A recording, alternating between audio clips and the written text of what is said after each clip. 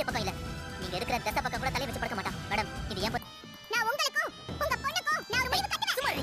இன்றைக்கான எபிசோட் பார்த்தோம் அப்படின்னா தனம் இருந்துட்டு கற்பகத்தை கூட்டிகிட்டு வந்துடுறாங்க. உண்மை எப்படியாவது சொல்லிடணும் அப்படிங்கிறதுக்காக இங்கே வந்து பார்த்தோம் அப்படின்னா ஏலகிரிக்கு எல்லாருமே வந்து கிளம்பிட்டு இருக்காங்க.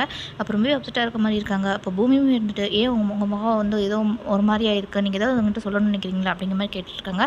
சொல்ல வரும்போது கரெக்டாக வந்து நம்ம சேகரமே வந்துடுறாரு. அப்போ வந்து அவர் வந்து ஏதேதோ காரணங்கள் சொல்லி நம்ம தனத்தை அங்கேருந்து கூட்டிகிட்டு போய் அஞ்சலி பார்த்தீங்க அப்படின்னா பூமியிட்ட வந்து பொண்ணு கொடு அப்படிங்கிற மாதிரி வந்து கேட்டுட்டு இருக்காங்க. அப்போ வந்து பொண்ணெல்லாம் அவனுக்கு கொடுக்க முடியாது அப்படிங்கிற மாதிரி சொல்லி அவங்களும் கிளம்பி போயிடுறாங்க. அஞ்சலி பார்த்தீங்க அப்படின்னா மீனாட்சின்னு சொல்லிட்டு வந்து அழுதுட்டு இருக்காங்க. போனதுக்கப்புறமே இருந்துட்டு அப்போ வந்து சேகர் வந்துட்டு அது ரெஜினாட்ட வந்து கூட்டிகிட்டு போகிறாங்க. அப்போ ரெஜினா பார்த்தீங்க அப்படின்னா இவ்வளோ தைரியம் இருந்தால் நீயே வந்து எங்களை வந்து உண்மையை சொல்லலான்ட்டு இப்போ நான் சேர்ந்து வச்சு ஏதாவது பிளான் போட்டுருக்கீங்களா அப்படிங்கிற மாதிரி சொல்லிட்டு இருக்காங்க. அப்போ இனிமேல் வந்து உங்கள் தசை பக்கமே வரமாட்டா அப்படின்னு சொல்லி சேகரமே கூட்டிகிட்டு ரெஜினாக்கு அஞ்சலியுமே சொல்லிட்டு இருக்காங்க. மீனாட்சி இருக்கப்போ தான் நான் ரொம்ப சந்தோஷமாக இருந்தேன். மீனாட்சி என்னை விட்டு போக நான் விடவே மாட்டேன். அப்போ வந்து பூமி என்கிட்ட வந்து வருவான் அப்படின்னு சொல்லி சொல்லிடுறாங்க.